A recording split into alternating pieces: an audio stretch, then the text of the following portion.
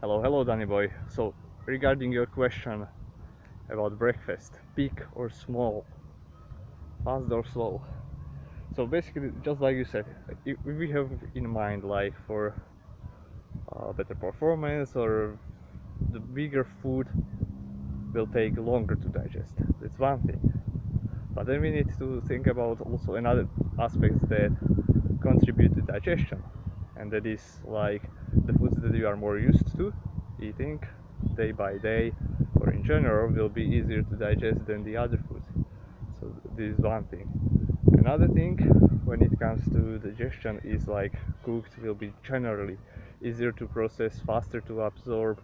So for example, if we are speaking about cooked oats, they will be faster to absorb, faster to digest compared to oats if you were just separating like liquid from the dry substance.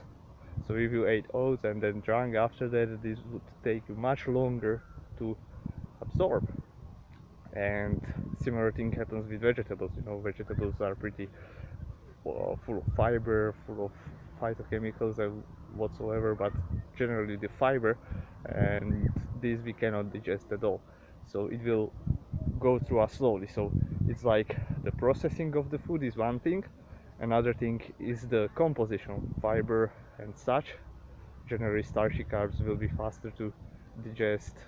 Protein takes longer, and fats take the longest to digest. Doesn't matter what kind of source they are.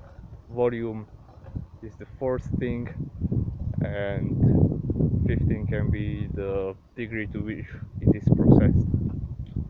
So these are the things. Then another thing is your digestive enzymes and how your digestive tract, in what shape and form it is. So in general, let's say that you have a good digestive tract, then you will take at least half an hour to digest a medium-sized meal, let's say 100 grams of oats or whatever. I mean even longer, but after half an hour you can move. Generally speaking, some tips to the portion sizing and such. You can train your gut. That means that's what I'm doing right now. You can slowly increase the portion sizes, and you will handle it better over time. So that's one thing. Another thing is, when it comes to digestion, is that you should not you should eat relatively big portions. This is more about planning. So if I know that I will not be eating for another 6-7 hours, okay, in that case I will have a big breakfast, and I know that I will not go running right after the breakfast.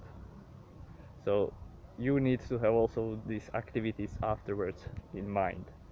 But generally speaking, you should have a, let's say, breakfast or meal that you can comfortably move, do jumping jacks after eating them without vomiting. And yeah, because when you have too big a meal, maybe you will process it eventually, but if you are not used to it, what will happen is that the absorption of this all these substances will be lower. That's one thing, and it will get stuck there. So maybe if you split it into two separate meals, it would take you like 1 hour and 1 hour to digest, compared to one big meal that would take you 3 hours, so 1 hour longer. So what I propose now is, if you have the time and luxury to eat more frequently, I'm starting to like to eat more frequently and smaller meals, personally.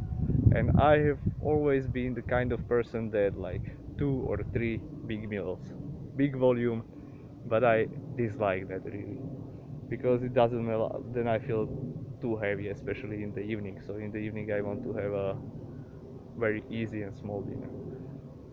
So I hope I answered your question. If you have any comments and suggestions or any other questions, then hit me back.